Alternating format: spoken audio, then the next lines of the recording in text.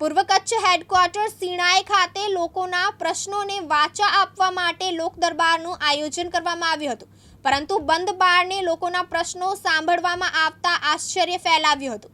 રાજ્યના ગૃહમંત્રી હર્ષ સંઘવીના કાર્યક્રમ દરમિયાન લોક દરબારનું પણ આયોજન કરવામાં આવ્યું હતું।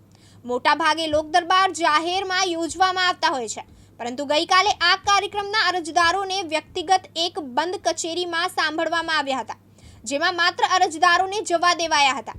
તે પણ અમુક જ અરજદારોને મીડિયા કર્મીઓને તેનાથી દૂર રખાયા હતા। પાછળથી આવેલા અરજદારોને બહાર જ રોકી દેવાયા હતા। આ રજૂઆતો દરમિયાન લેન્ડ ગ્રેબિંગ, વ્યાજખોરી સહિતના પ્રશ્નો રજૂ કરાયા હોવાનું જાણવા મળ્યું હતું। ત્યારે આ મામલે પૂર્વ કચ્છ વિભાગના મીડિયા કર્મીઓએ ખૂબ જ નારાજગી વ્યક્ત કરી હતી। टाइम इम्पोर्टेंट नहीं है। जो बेन તમે ના આવ્યો તો અમે તમને ઘરે તો આવ્યા નતા।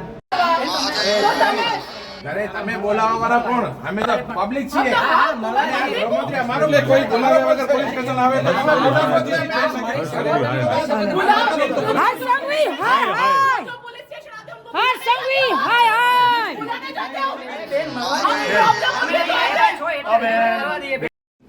રિયાવાડા કેસમાં અમે અહીંયા આવ્યા હતા, સિણાઈ પોલીસ સ્ટેશન પોલીસના સપોર્ટમાં, અને પોલીસે સપોર્ટ લઈ અને પછી અમને આવી રીતે બંધક બનાવીને બેસાડી દીધા છે, બરાબર।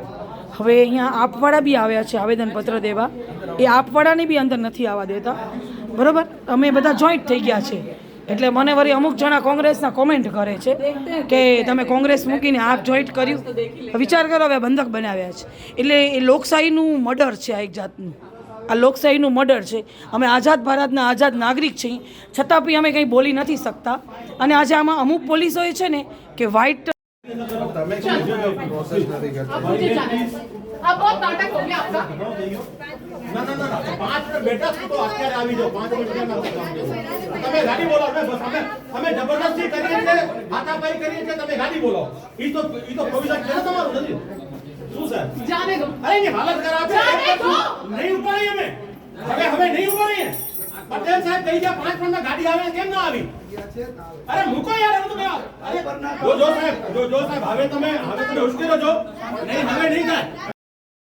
જયશ્રી મહેતા, દિવ્યાંગ ન્યૂઝ, અંજાર, કચ્છ।